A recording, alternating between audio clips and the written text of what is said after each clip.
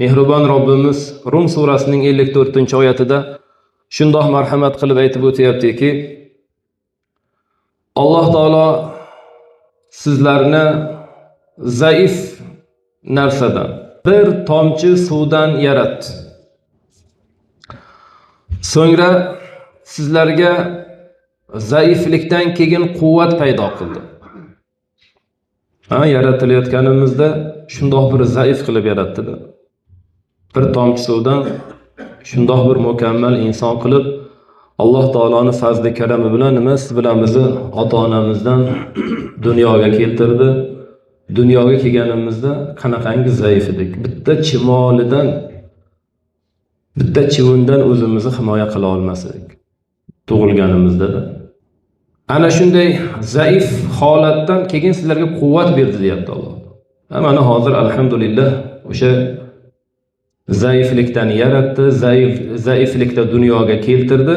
Mana alhamdulillah Alloh taolo kalomda aytgandek quvvat berdi.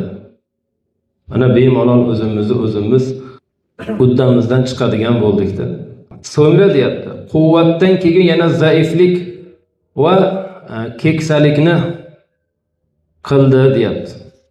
Yana quvvatga to'lganimizdan keyin albatta sekin-sekin Alloh taolo umr berar ekan, hayot berar ekan, yana sekin keksalikka yetib, keksaygan sarimiz yana zaiflashib borar ekanmiz. Azizlar, eng yaxshi keksayish yaxshilik bilan yashab, yaxshilik bilan umr o'tkazib, solih amallar bilan keksayish mana bu eng katta ulug' ne'mat ekan. Hamma ham keksayadi. Alloh umr bersa, rizq bersa keksayadi. Lekin keksayish bilan keksayishning ham orasida yer bilan osmoncha farq bo'lar ekan ba'zi bir odamlarda. Mana hayotimizga qaraylik. Bir xil yoshdagi keksalar bor. Lekin odamlarning oldida ularni hurmat, ehtiromi farqi bor-da.